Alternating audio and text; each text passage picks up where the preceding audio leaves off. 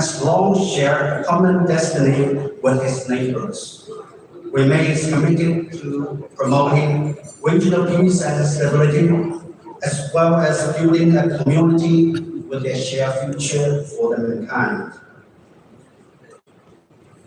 With a shared future along with neighboring countries.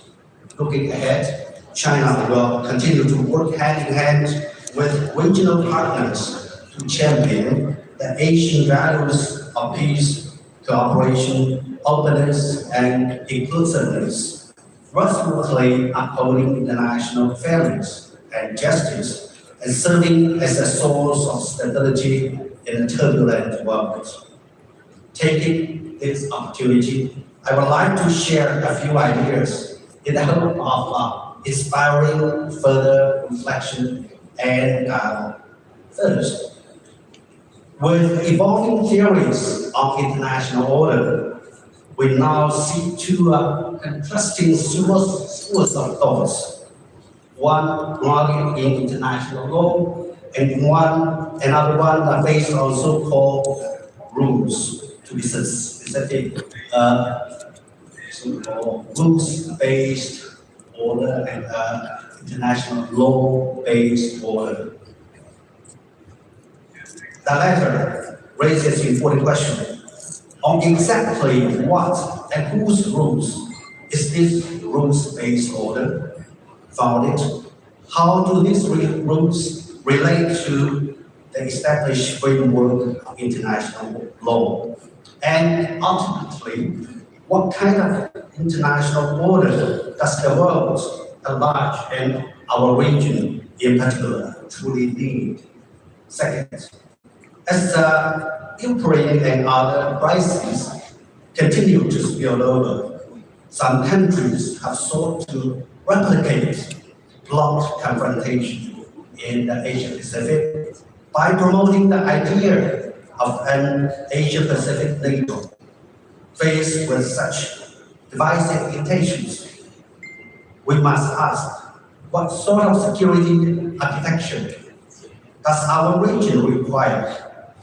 One that is exclusive, built only on military alliances, or one that is distinctly Asian, featuring shared security, respect for diversity, and active dialogue. Today, we are happy to welcome distinguished scholars from both China and the Philippines.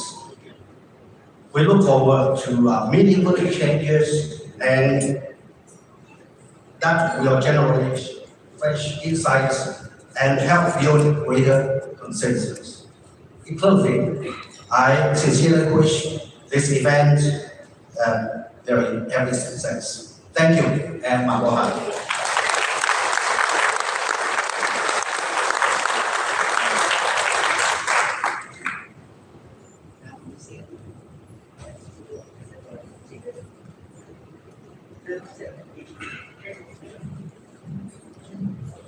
Thank you so much, Ambassador Huang. 非常感谢黄庆连大使的致辞。Before we introduce our keynote speakers and other speakers, let me have this opportunity to introduce the able men and women of the Association for Philippines-China Understanding. And please stand up if I call your name. We have here APCO President Sixto Lipito. We also have here the other members of the Board of Trustees. I call first with retired Police Colonel Joe Roncesvalles, who's here today.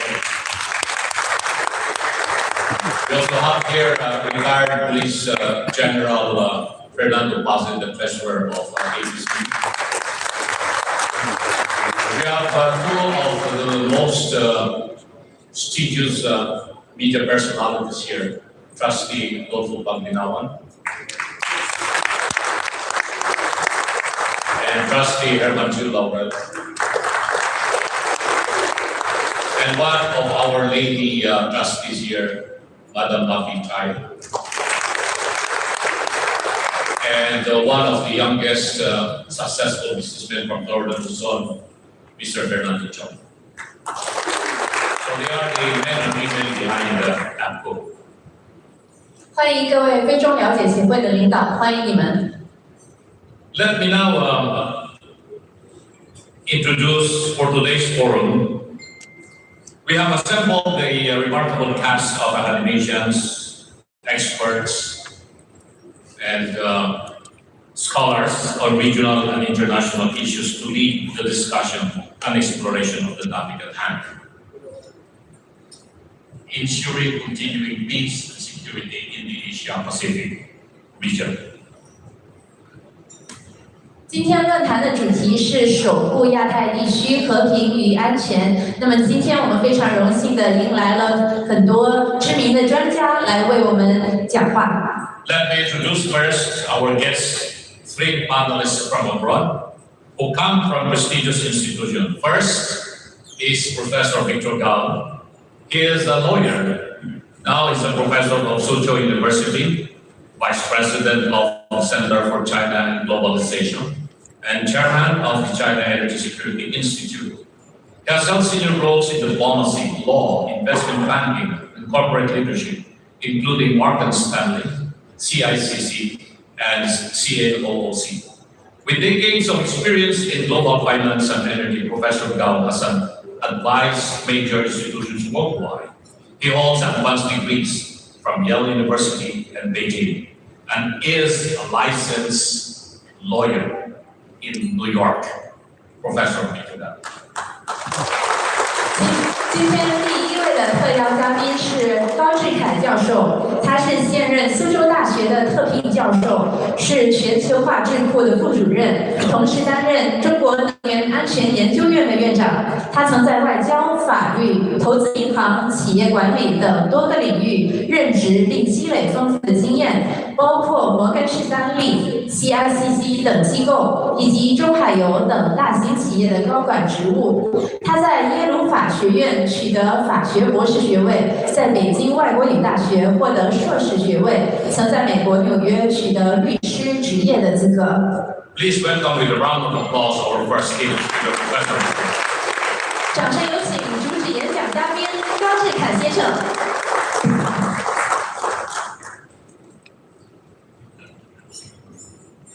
Thank you very much, ladies and gentlemen.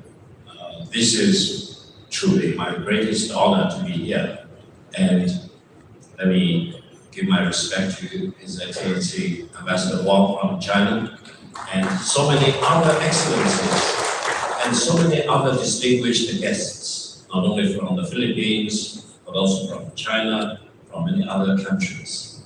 Yes, I did go to Yale, and I got a JD degree from Yale Law School. And I was thinking, going to Yale actually is one of the reasons why I'm so fascinated with the Philippines. Let me tell you why. Because the first governor of the Philippines after 1898 was Mr. Taft. He was from Yale, and he was the first governor of the United States in the Philippines. And he actually laid the foundation for how Philippines developed into the modern society. He played a crucial role in charting out all the rules and the regulations, which eventually became the fabric of the Philippines. Later, of course, we know that Mr. Taft not only became a Chief Justice of the Supreme Court of the United States, he also became a President of the United States. And he is the first President of the United States with education from Yale. So in that sense, whenever I looked at the Philippines, I thought about Mr. Taft, the first US governor of the United States in the Philippines.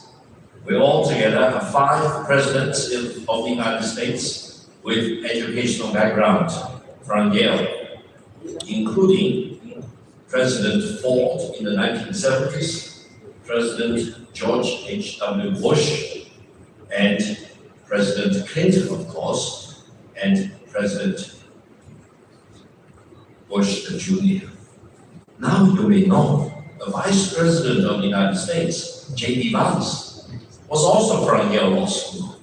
I was class of 1993. He was class of 2013. I was 20 years ahead of J.D. Vance. And if things go right, J.D. Vance actually may or may not, you never know, be the next president of the United States. Therefore, from my perspective, from China, being a Chinese, lots of experience in the United States, in license as a lawyer in the state of New York, and with Mr. Taft being my alumnus and the first governor of the Philippines, it truly gives me very extraordinary perspective when I look at the Philippines. And I consider everyone here in this very distinguished audience as my friends. And allow me to mention one point before I start my presentation. I truly believe China and the Philippines for thousands of years, we got along with each other very well, without war, without conflict, without confrontation. And let me share with you what my firm belief. I believe for many thousands of years to come in the future, I'm convinced China and the Philippines will remain close neighbors and very good friends. Now, we are living in the present.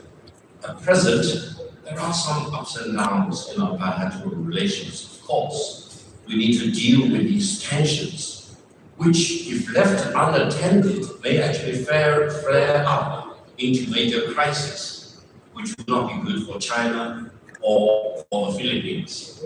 But I truly believe, being the two very close neighbors just across a body of water, it gives all the incentives to the Chinese people and the Filipino people to deal with each other as equal and to be very constructive in our relations with each other.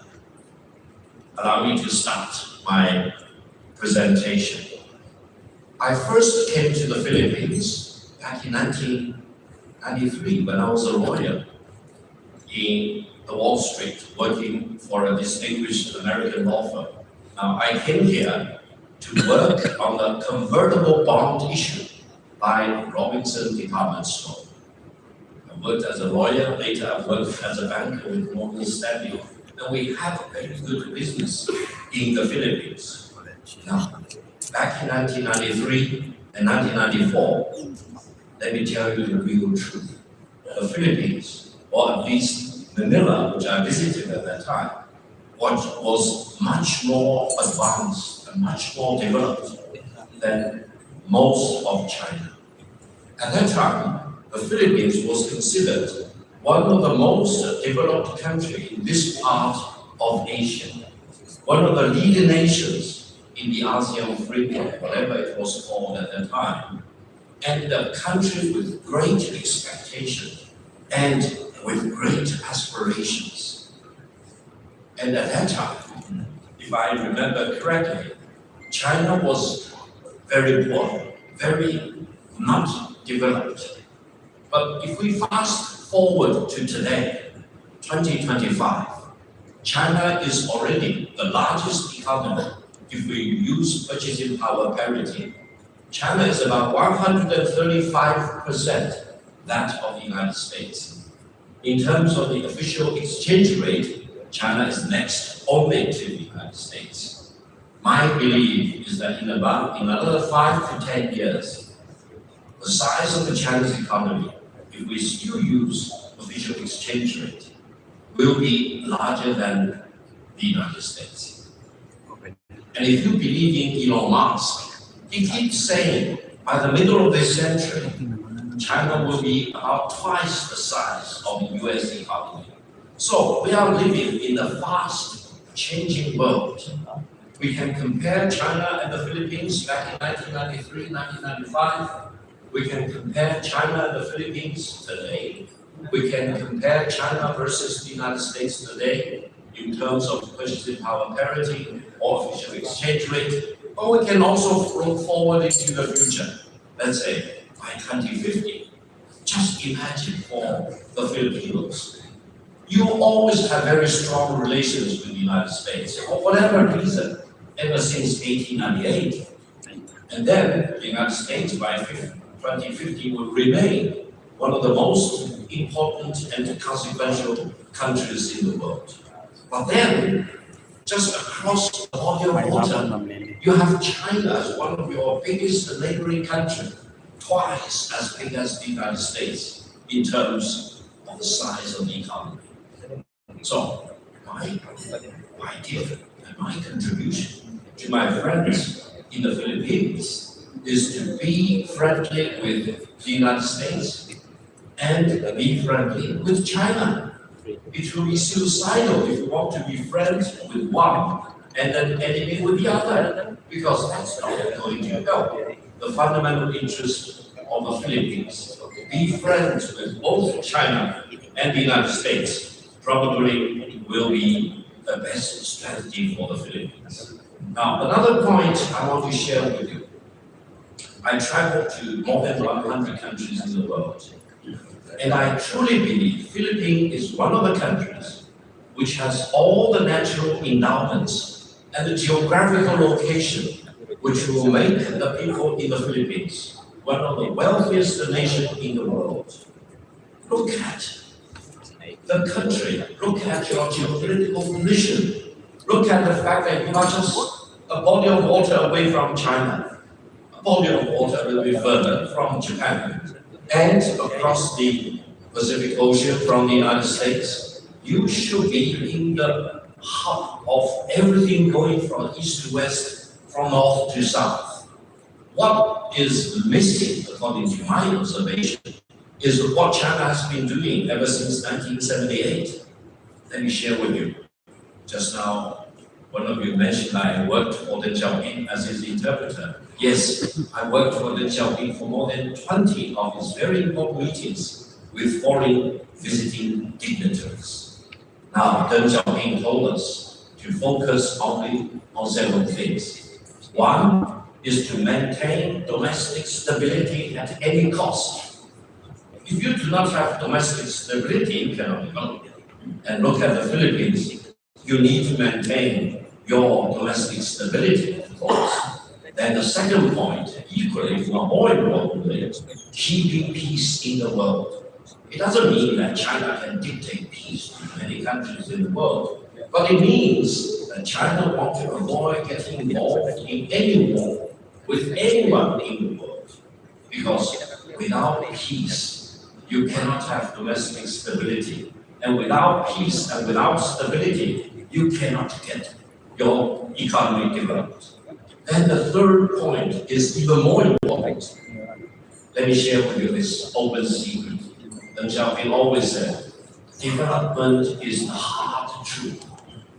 Now, we believe in development since 1978 as the hard truth, which guides everything we do. Forget about pure politics. Forget about geopolitics, for example. Forget about many other things. Just keep focused on development. When I travel in the Philippines, I always remind myself, if I have a chance to tell my Filipino friends, and if I can only say one thing, that is, development is the hard truth. If you do not develop, no one will wait for you. You will be left behind. Just like other ASEAN member states, Laos has built railway connection. Indonesia has built fast rail tracks linking from Bandung to Jakarta, and they are expanding that to the east and to the west. Look at Thailand, they are building railway connections. Look at Vietnam, they are connecting their northern border with China all the way to Cambodia. Look at so many other countries. They are building, they are connecting, they are building up their connectivity. And if you look at the Philippines, one thing which really pains me is that Filipino people deserve to develop and deserve to treat development as the hard truth, as we do. We in China even today still believe development is the hard truth. Of course, Back 46 years ago, we talked about modernization of our agriculture, industry, national defense, and science and technology. Now, back in China, we talk about kind of tongue twister. We call it new qualitative productivity, meaning everything using science and technological breakthrough need to guide whatever we do as an economy. And in this regard, let me share with you, AI becomes more and more important. Now, you know, back in January, out of Hangzhou in China, there was a major breakthrough. It's called the DeepSeek. I published an op-ed after the DeepSeek event. I mentioned 2 points. Allow me to share with you. One is that AI does not mean American intelligence. Really, I really mean it. It's not a rocket science. AI does not mean American intelligence. AI means artificial intelligence for the benefit of all, developed by all, and participated by all countries involved. But if any one country wants to build up AI dominance, do you know what will be the consequence? No one should allow any country to build up AI dominance. And I always tell my friends in the United States, including many from Yale University or Boston, don't build up American AI dominance as if AI is American intelligence. Because if any one country achieves dominance in AI, holy cow, it will dominate the world. It will destroy this polarity in the world today. You may say, there's a polarity in the world. No, there is one country which has unipolarity in the world. But you are wrong, you are absolutely wrong. Because this year, we are celebrating the 80th year anniversary of the founding of the United Nations back in 1945. Do you know the world order established back in 1945 after the unconditional surrender of Nazi Germany and the unconditional surrender of Japanese fascism was actually multipolar in its nature. Just look at the United Nations Security Council with 5 permanent member states. China, the United States, former Soviet Union, now Russia, United Kingdom, and France, each with a veto power.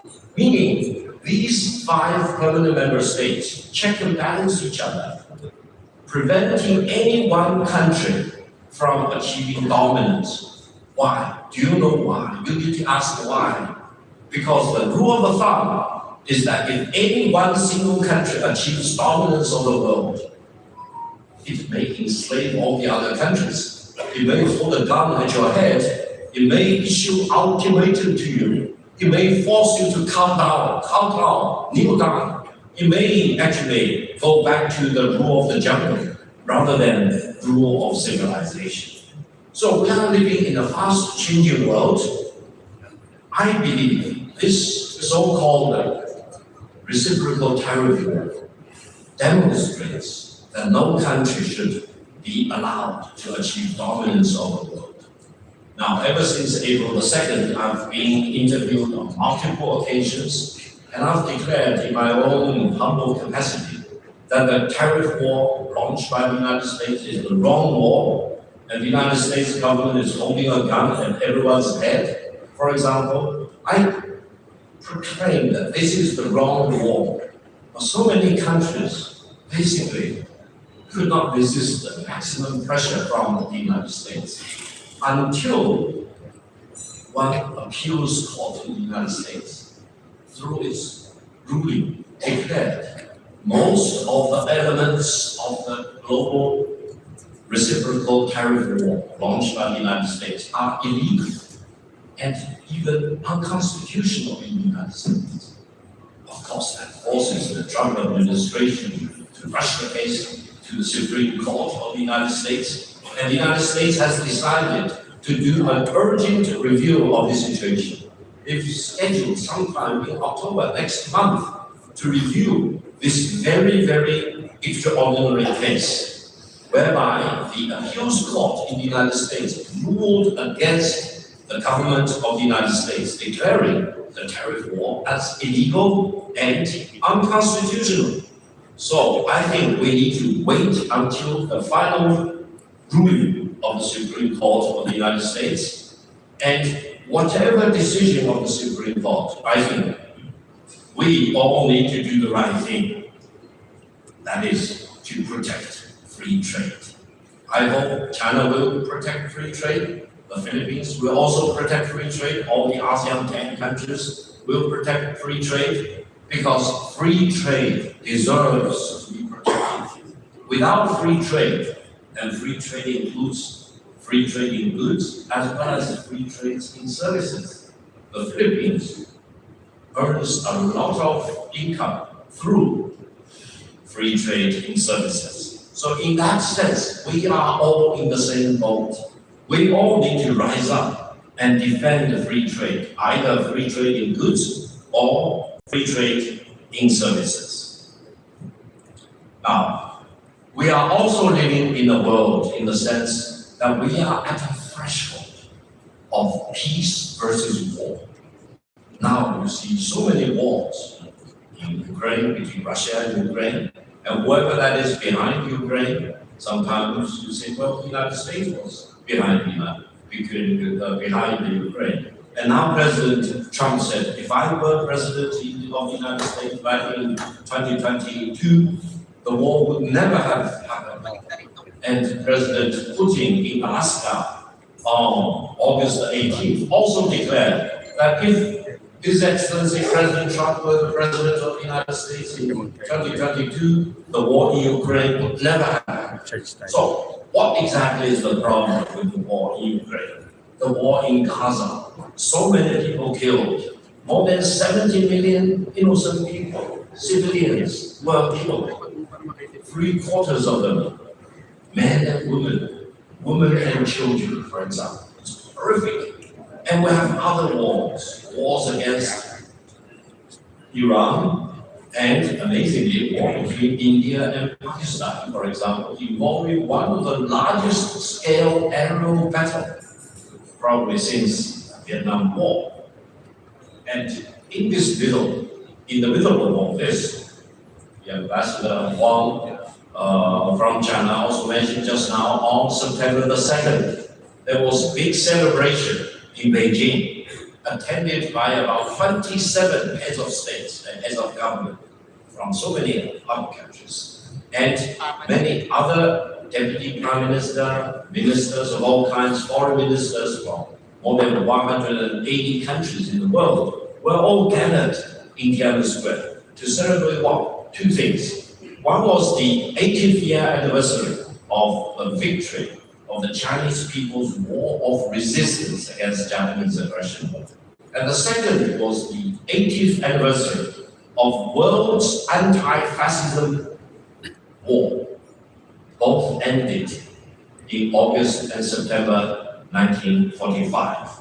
So we are living in the world today, and the world order we are living in was not established today, was not established yesterday. It was not established after the end of the Cold War in 1991.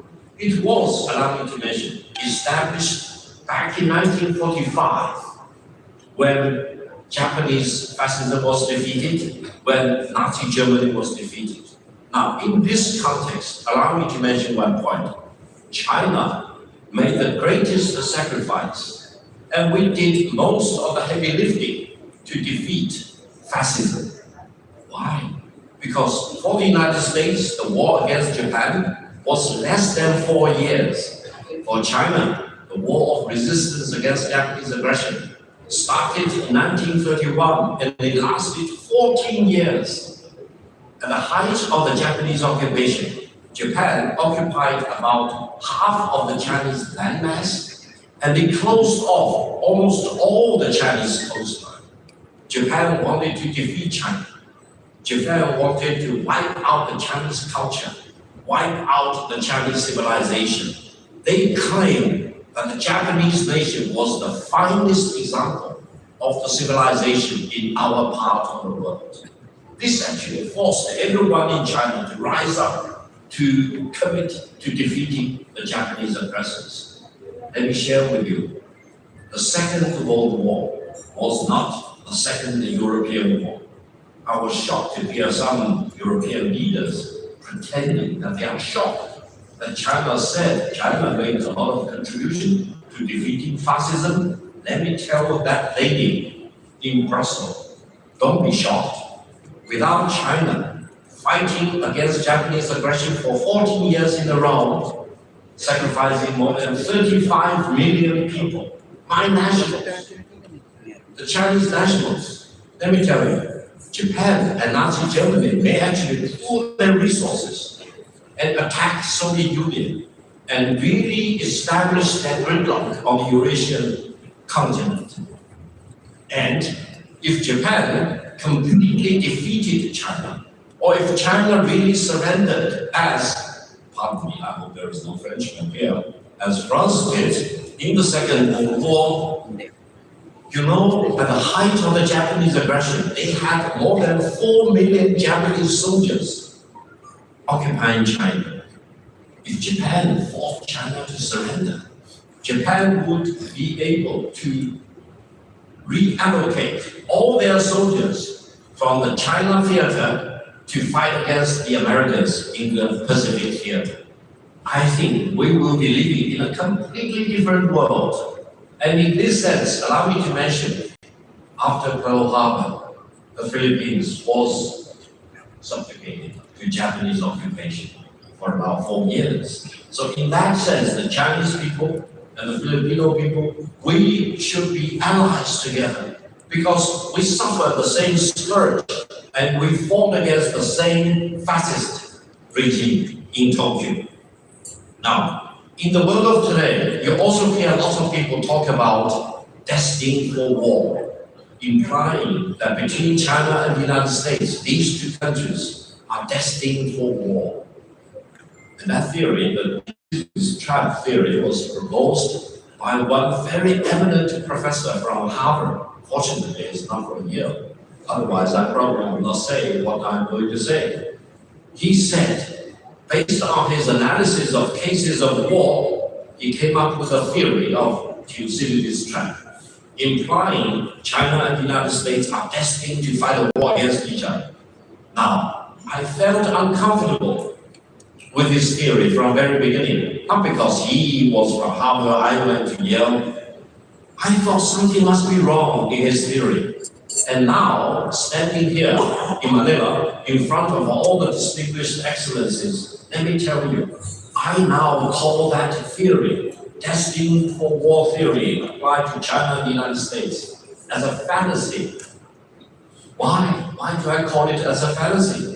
Because he analyzed all the cases of war which were conventional wars, and he wanted to apply his theory to China and the United States, two very important conventional powers, of course, but also two very important nuclear weapon countries. I remember what I learned from Yale PhD program. Between nuclear power states, you never fight a war. Because if you fight a war, you will have MAD, mutually assured destruction. So anyone trying to instigate a war between China and the United States may force mankind to stare into Armageddon right away. That leads me to my theory. Allow me to share with you. I call it inevitability of peace between China and the United States. Now, whether the United States like China or not, that's another thing. But China and the United States eventually will need to live in peace. Whatever problems they have, they need to resolve them in peace, in negotiation, in diplomacy. That's why, if you have not watched the Victory Day parade in Beijing on September the 3rd, one of the weapons China demonstrated is a missile with all the warheads. We call it 61 because it can contain 60 nuclear warheads plus one hydrogen bomb. Now, in the world of today, let me tell you, which country has hydrogen bomb? China is the only country with hydrogen bomb. And that ICBM can cover every corner of the world in less than 20 minutes and destroy any target in any corner of the world without any possibility of being intercepted. I hope Washington has learned the lesson. They know, as I declared in my interview with Abrams of the United States, very distinguished American, I basically told him, if you want to have war, you will get war. If you want to destroy China, you will be destroyed. If you want to impose nuclear war on China, you will be wiped out by nuclear war. This is very serious. China's policy is very clear. China will not fire the first shot, but China will not allow you to fire the second shot. That's why, while I'm pained to see the confrontation between China and the Philippines in the South China Sea, I also feel blessed that they are only using water cannons against each other. Make no mistake, China has more lethal things than water cannons. But I hope we will only use water cannon and we will not escalate and we will never use real ammunition between China and the Philippines. Now, Mr. Abrams also challenged me, saying that China's military buildup is a challenge, a threat to our neighboring countries. I told him point blank, no country in China's neighborhood is a match against China in terms of military power. China's military buildup is a matchup against only one country, that is the United States. China will never allow the United States to launch a war against China, conventional or nuclear, without suffering devastating consequences. Now, I mention this with one purpose. I hope people in China and people here in the Philippines will look at ourselves and each other as friends, rather than as enemies. I don't believe there is any one single enemy in China against the Philippines. We all love Philippines. Everyone I know wants to come to Philippines as a tourist, for example, to taste your beautiful cuisine. And there are so many things of great interest, great attraction to the Philippines. And if the Philippines is really committed to treating development as the hard truth, to build up job connectivity, financial connectivity, technological connectivity, and also AI connectivity of all kinds, let me tell you, China is the best country for you to work with because China has the largest financial pool, China has the largest manufacturing capabilities, and China can really work with the Philippines completely as equal. We will not look down upon the Philippines. We will look at the Filipino people individually, as a nation, as a country, completely as equals. We will never hold a gun at anyone in the Philippines. That is the reality.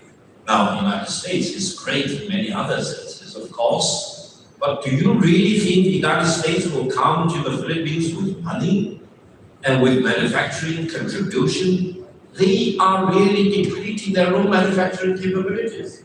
Their shipbuilding is really a shadow of what it used to be. And they are now working with the Republic of Korea to make up for the deficiencies in the United States for manufacturing deficiencies. Allow me also to mention, because whenever I come to the Philippines, many people in the Philippines talk about arbitration. I am an arbitrator in an arbitration tribunal. It's called Asian International Arbitration Tribunal, headquartered in Singapore. The story is too long. I do not want to go into details to avoid all of you. But allow me just to make one point. Arbitration without consent is a violation of the rule of law. I say this as an alumni from Yale Law School. I say this as an attorney at law, licensed in the state of New York.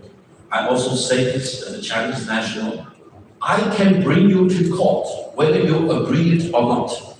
But I will never be able to drag you into arbitration without your consent, because arbitration without consent is a violation of rule of law. So no one in the world should expect and indulge in the fantasy that you can drag one country, a small country, not an inconsequential country. It's a big country. It's one of the countries which made the biggest contribution to defeating fascism in 1945 into arbitration without its consent. Come on, you don't want to do that. You do not want to violate the basic tenet of the rule of law. So, I hope you will walk away from today's meeting believing, as I have always believed, arbitration without consent is a violation of the rule of law. We want to have rule of law, but we don't want to have arbitration without consent. And that is also a very important thing. I also want to mention one thing which you may consider that as controversial, because I mentioned that President Taft, the first governor of the United States in the Philippines, and I kept reading the Spanish-American Treaty of 1898. Now, if you go to that treaty, in English as well as in Spanish, there is one very explicit clause saying the territory of the Philippines to be transferred by the Empire of Spain to the United States of America on the west side of the territory should not go beyond 118° longitude. That means that treaty, which is the birthright of the Philippines in the modern time, had its western border clearly defined, carved in stone in that Spanish-American Treaty of 1898. So I hope no one in the world should be pretending that they cannot read the Spanish-American Treaty of 1898. I read it many times, partially because I knew Governor Taft was very much involved in coming up with all the rules and the regulations for the Philippines after the takeover of the Philippines by the United States from Spain in 1898. So I think when we really talk about the realities in the world, we need to go back into history. And as far as the Philippines is concerned, we, from the Chinese perspective, I do not need to go all the way into antiquity, into 1,000 years ago, 5,000 years ago. No, we just need to go back to 1898. We just need to look at the fateful thing which happened in 1898, when Spain transferred the totality of the territory of the Philippines to the United States of America. And soon afterwards, Mr. Taft became the first governor of the United States of America in the Philippines. Now, I mention all this with only one purpose. That is, for me, Philippines is and will always be a friendly country for my motherland, and I will always urge for friendship between China and the Philippines. When we look at the title of our meeting today, Continuing Peace and Continuing Security, I thought one word was missing. That is sustainable development.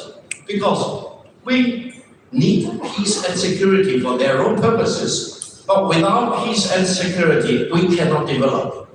So I think between China and the Philippines, we need peace, we need security, we need to have the legitimate border boundary of the Philippines protected legally, and we want to have sustainable development for the Philippines. I really dream that the Philippines will achieve as much development as China has been making since 1978, when Deng Xiaoping became the paramount leader of China. I'm writing a biography entitled Interpreting Deng Xiaoping. So next time, if you really want to understand what Deng Xiaoping was, what his implications are today, I'll be very happy to share with you. But one thing is for sure, without peace, neither China nor the Philippines can develop. And without development, the Chinese people will be unhappy. And the people here in the Philippines will not be happy, especially when you look at your neighboring country being on the fast track, being developing by leaps and bounds.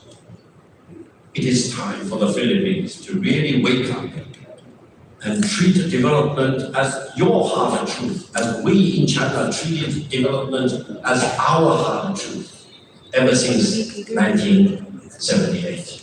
I thank you very much for your patience. Long live the Philippines.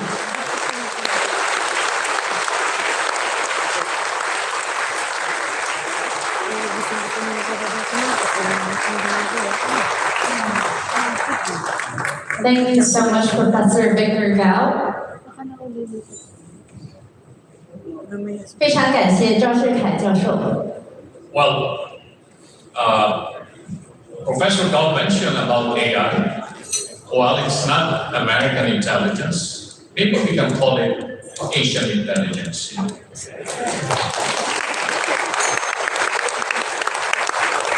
After listening from that very comprehensive discourse of Professor Gao, it's about time to listen also to one of our speakers. He was former chief of the Philippine Army. He was former chief of staff of the Armed Forces of the Philippines. And when he retired, he became member of the cabinet as the head of the presidential management staff of former President Lord Arroyo. And then he became the national security advisor of former President Rodrigo Roa Duterte. He visited China several times during the time of President Duterte. And let's welcome retired General Herbugenes Esperon. 下一位演讲嘉宾是前菲律宾军部部长、前菲律宾武装部队参谋长、前阿罗约总统内阁成员，他是总统管理办公室的部长，他也是前菲律宾国家安全顾问，以及现任的菲律宾信用银行董事长，请大家热烈欢迎 General Herbugenes Esperon Jr.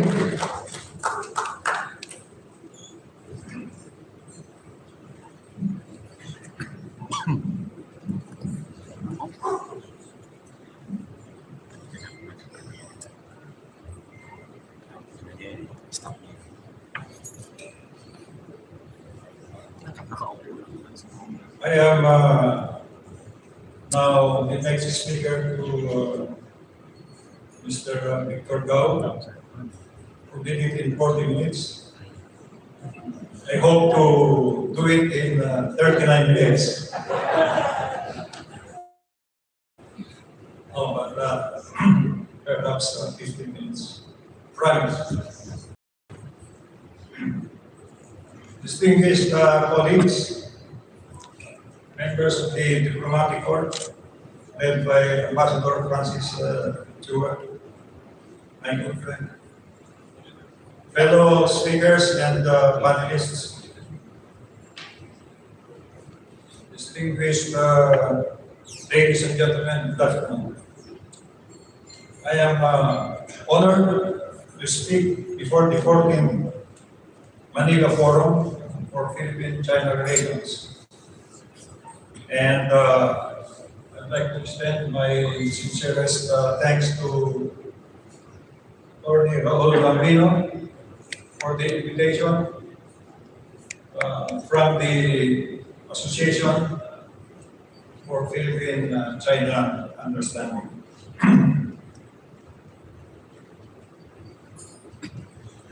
By the way, I have some slides, power presentation of your back. I was hoping that it would be here, but I hope from time to time you would look at my slides in the two screens. on my left. Someone who has served both as a general and as the National Security Advisor of the Philippines, I welcome this opportunity to share some hard-earned lessons on maintaining peace and stability in the region. Today, I speak to you not from a singular perspective, but from a confluence of experience in military operations, in government policy, and in navigating sensitive diplomatic waters. And I will center my remarks around three interrelated themes: internal strength and resilience, practicing assertive restraint, and cultivating a culture of security. Let me begin with the foundation: internal strength and resilience. A nation cannot project peace outwardly if it is struggling internally. This was a core tenet of our national security policy during my tenure as National Security Advisor. We prioritized the dismantling of domestic terrorist networks and launched the National Task Force to end the local communist armed conflict, where I was the vice chairman to President Duterte. It wasn't just a military campaign, it was a whole nation effort. We engaged local governments, civil society, and the private sector to address the root causes of unrest and foster lasting stability. True national security begins with internal cohesion. Only when a nation is unified from within can it effectively project credibility and engage in meaningful diplomacy. The current national security policy and strategy underscore the critical nexus between security and economic development, recognizing that the two are not only interdependent, but also mutually reinforcing. In today's complex environment, internal cohesion cannot be achieved through military strength alone. It requires inclusive growth, resilient institutions, and equitable access to opportunities. By aligning security objectives with economic initiatives, the policy and aim to foster stability from within, reduce vulnerabilities to external threats, and build a more unified and resilient society. This integrated approach reflects a broader understanding that sustainable peace is rooted in the well-being and empowerment of our people. It is the foundation of internal strength and national resilience.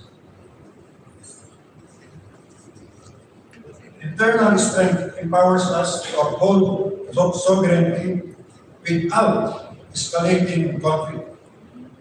And this leads me to the second key point: the practice of assertive restraint, which is a strategic posture that balances a firm resolve with measured diplomacy.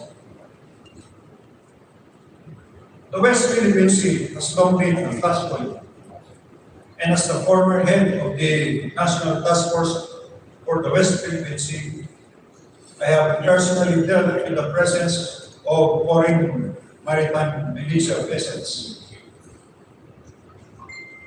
frequently swarming Pag-asa Island and Ayungin Shoal.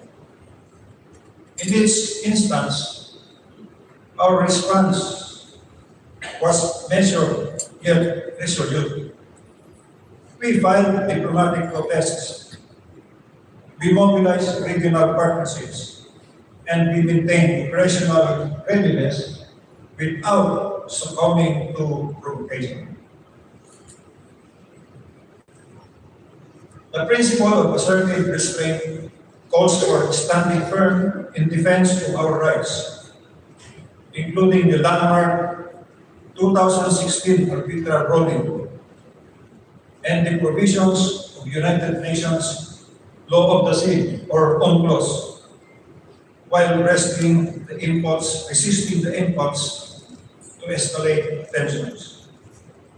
It is a strategy rooted in legal legitimacy, moral ascendancy, and strategic discipline, demonstrating that resolve and restraint can coexist in the pursuit of regional peace and stability. As an example, our pursuit of maritime and border cooperation with Indonesia and Malaysia exemplifies how trust-based collaboration can yield tangible security gains. By jointly securing our shared maritime borders, we not only deter transnational threats such as piracy, smuggling, and terrorism, but also reinforce mutual confidence and operational synergy among our forces. These initiatives reflect the power of collaborative frameworks rooted in trust, transparency, and shared responsibility, which are the key pillars of a stable and resilient Indo-Pacific. Today, we are building a community of like-minded nations united by a shared commitment to peace, stability, mutual respect, and the rule of law. As the respected former speaker, Mr. Gao, would say, the rule of law. Through strengthened partnerships and enhanced defense cooperation, we aim to build collective capabilities that not only safeguard our sovereignty, but also serve as a credible deterrent against unwanted aggression. Yet, even as we strengthen our collective defense posture, we remain guided by the principle of assertive restraint, a deliberate and disciplined approach that balances firmness with responsibility. It reflects our commitment to uphold international law, avoid unnecessary escalation, and pursue peaceful resolution of disputes. In doing so, we demonstrate that strength and stability are best achieved not through provocation, but through principled action and unwavering resolve or assertive restraint. However, a credible defense posture with diplomacy is not enough. We must also foster what I call a culture of security. Security should not live solely in the realm, in the domain of generals and or diplomats. It must be embedded in the fabric of our societies. When we launch our internal security campaigns, we involve the youth, media, academia, and the religious institutions. They were not just bystanders. They were not bystanders. They were stakeholders. Building on this, the current national security policy and strategy are being rolled out not only to align government programs with our national interests, but also to cultivate a deeper societal awareness But national security is not merely the responsibility of the state. It is a shared mindset essential to peace and development. By embedding national security consciousness into everyday governance and civic life, we aim to foster a culture of vigilance, resilience, and proactive engagement. This holistic approach that every sector contributes to a stable and secure environment where development can thrive.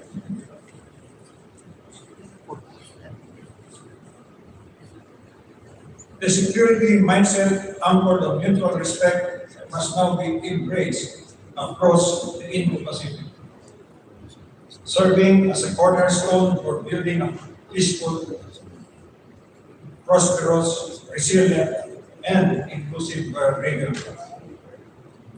As nations confront shared challenges, from territorial disputes to transnational threats, the adoption of a common strategic outlook rooted in vigilance, cooperation, common good, and responsible statecraft becomes essential. By fostering a culture of security,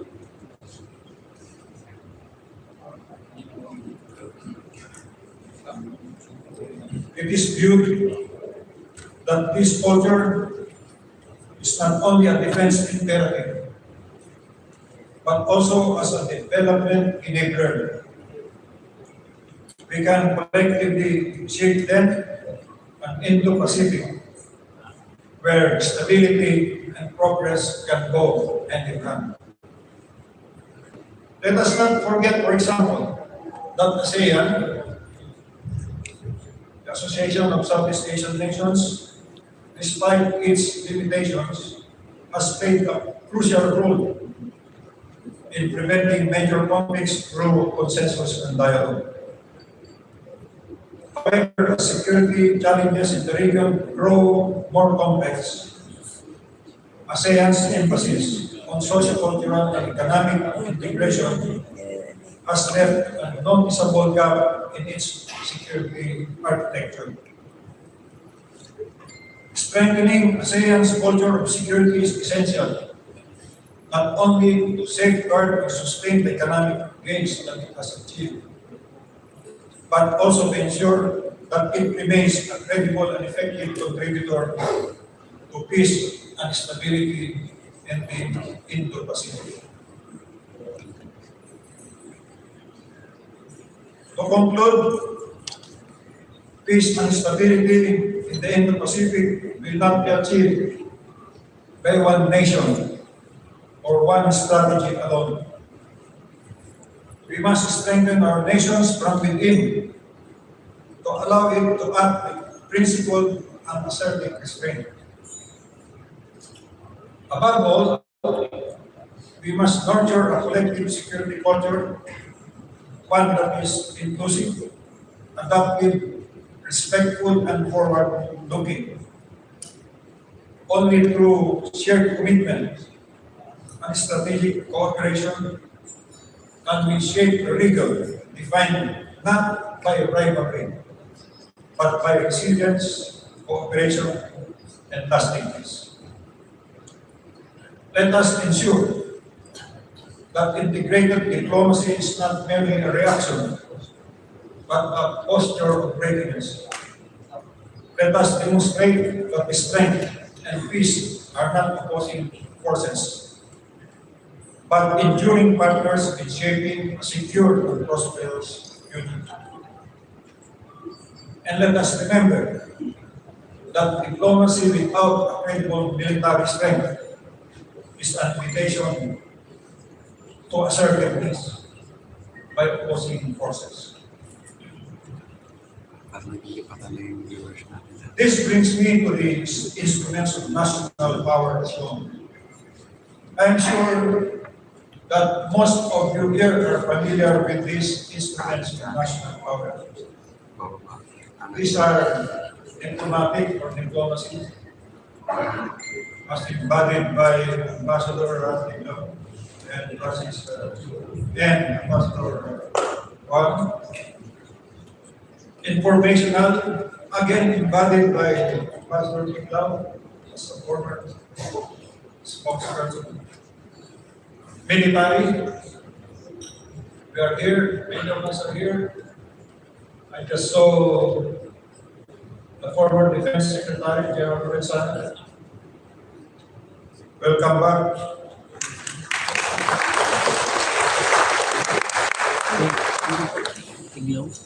We have the economic instrument of national power. We all know that. It's the result of our economy. We have legal and law enforcement.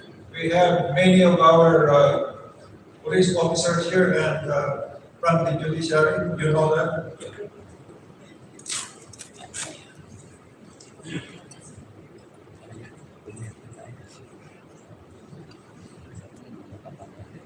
Just on time, partner.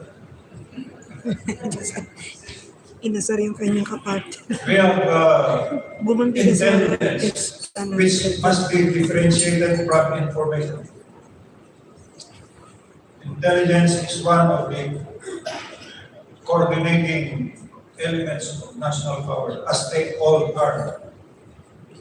Finance is an instrument that we must not forget.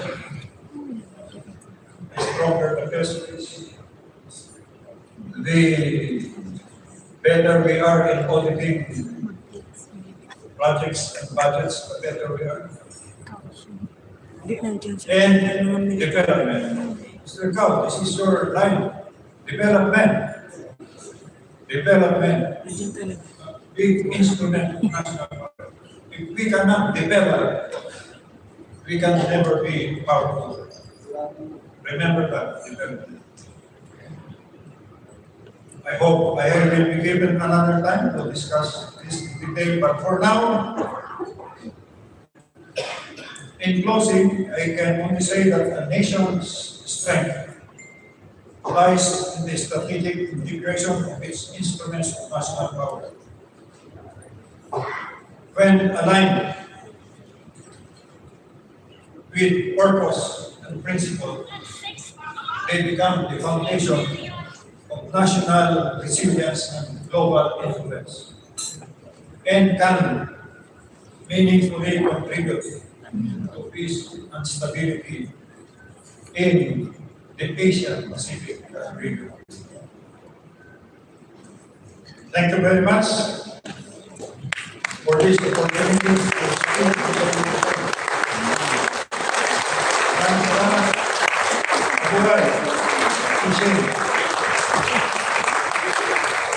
Ang name is Esperon.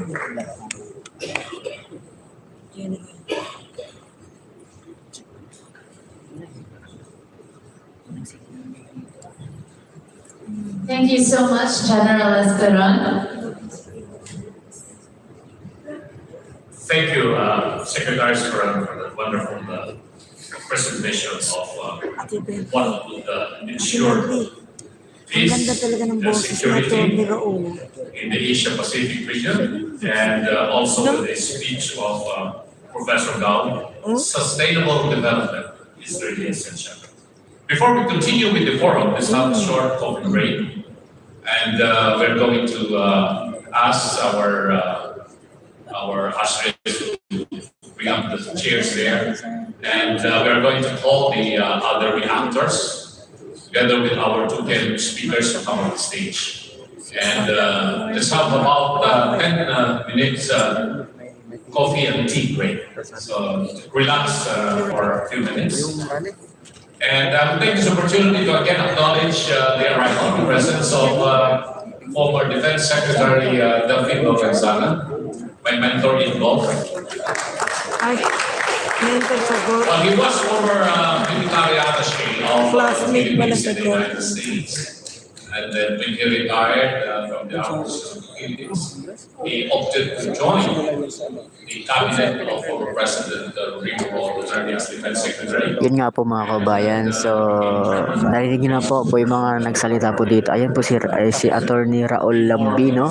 At dumating na rin po ayun kanina po yung nagsalita ay si dating AFP Chief Hermo Menes Esperon. At ito nga po, live po tayo sa may Shangri-La BGC po ito, Shangri-La. Ito po ang ika-14th Manila Forum for Philippines-China Relations para po to ensuring continuing peace and security in Asia Pacific region. So ito po ay para sa kapayapaan po ng lahat ng mga bansa sa Asia Pacific, kasama po ang Pilipinas at China. So ayan po, ika-14 na pala ito. Hindi ko lang sure kung every year sila may forum, pero ika-14 na po ito. 14th forum po ito ng peace and security dito sa Asia Pacific.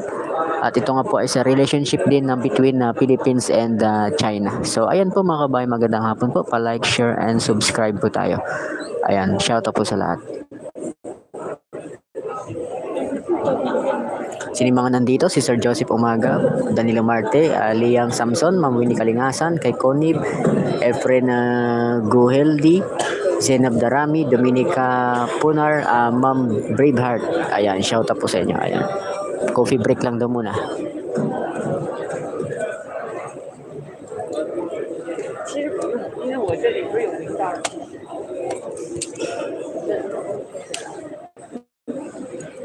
Siguro, ano muna natin to na mga kabayan, mukhang sige, mag-relive na lang po tayo, Balik po tayo kasi may coffee break pa po, no? Mamaya-maya ulit magsalita. Babay po muna mga kabayan, Mag-relive po tayo later, mag-relive po tayo.